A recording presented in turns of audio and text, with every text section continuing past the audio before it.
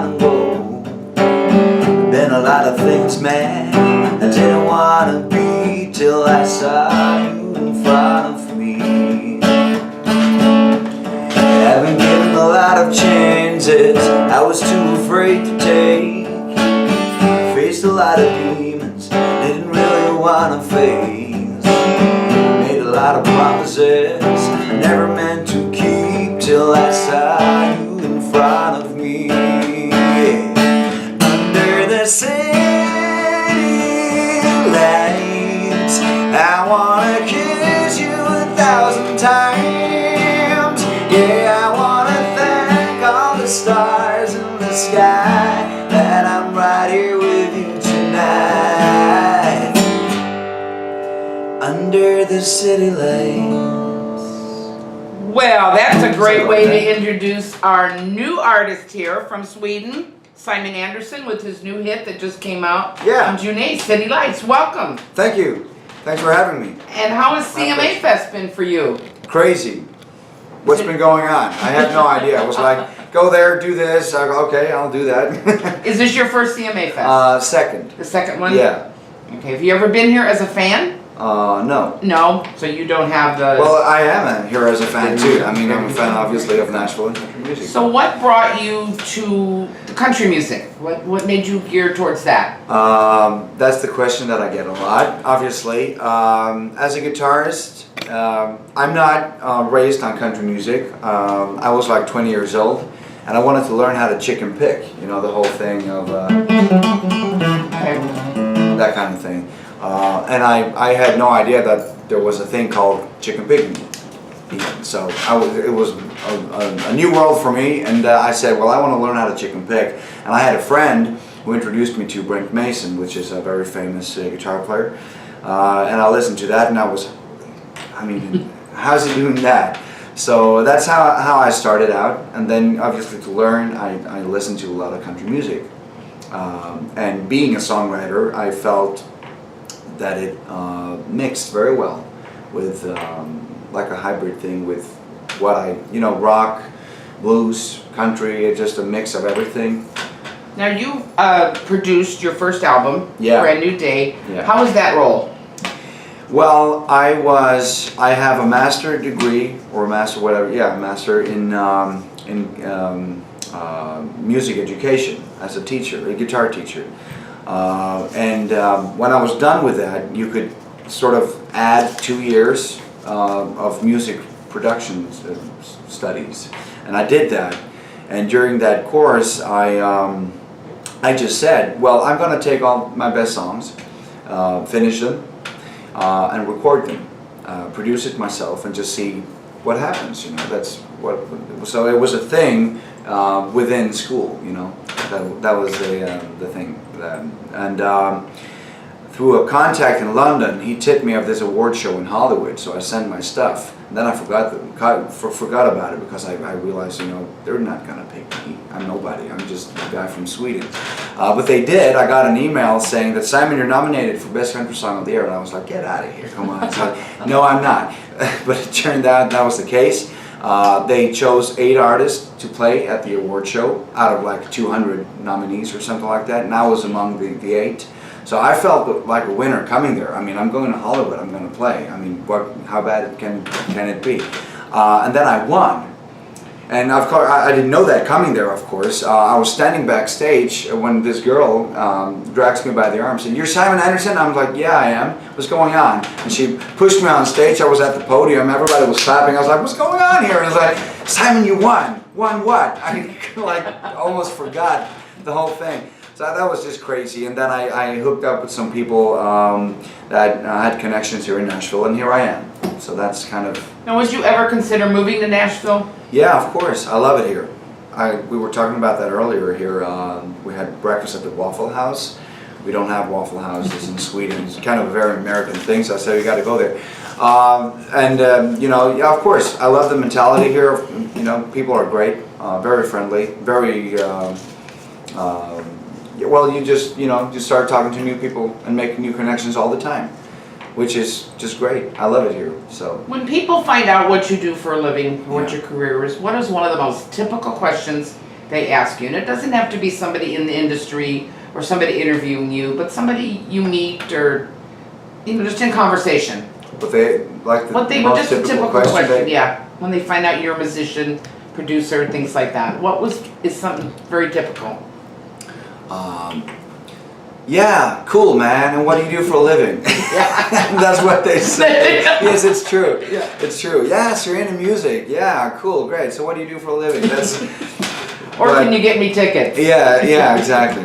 No, but I do this for a living, and I'm very thankful to be able to do that, because there's lots of people very talented that's struggle to pay the rent and whatnot. But I do this for a living. I play a lot in Sweden, and then I come here, and I'm very thankful to be able to do that. So I tell people that, obviously, when they ask me that question. Yeah.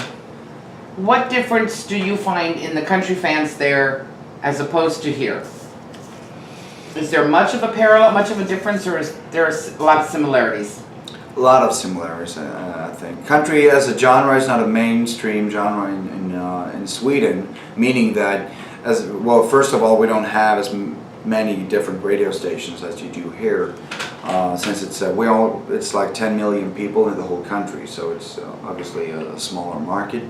But there's a lot of people that do like or love country music, because it tends to be like you hate it or you love it. It's one of the two.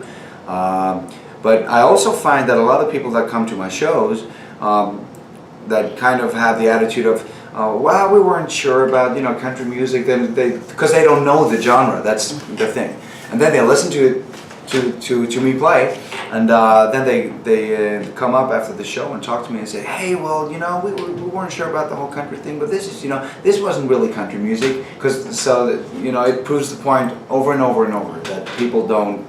I'm trying to educate them on country music, basically. That's what I do. Now, when you first came to Nashville and things started rolling, was it what you expected, or how many setbacks, or was it like a big culture? I guess, in a way, there's differences, and I was, the truth is that I was a bit naive.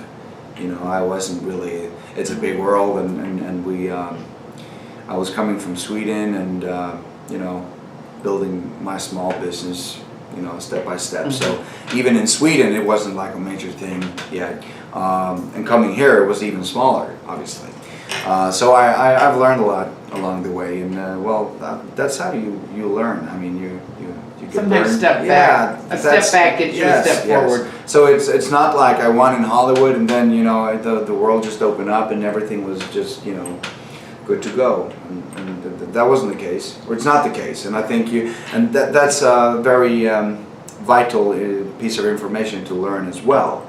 Don't expect it to be, because when you start out, you just work on the album and the songs, and you're so into the music, and then when the music is done, it's like, yes, we nailed it. And then what? Then comes the industry, then comes all the other parts of the whole thing, which has nothing to do with music, basically. Yeah. How are we going to get it out? How are we going to reach people? That's so you learn. Now, of all the artists that you have maybe performed with, have been your influence, what have you learned from them? What educational things can you take away from them? From other artists? Well, when you pick, as a musician or as an artist, you pick stuff up all the time. I mean, last night we went to Broadway. I have my family with me here, so I brought them there. We went to see this very cool band. I don't remember the name of them now, but anyway, it was just one of the best things I've seen down there. It was great.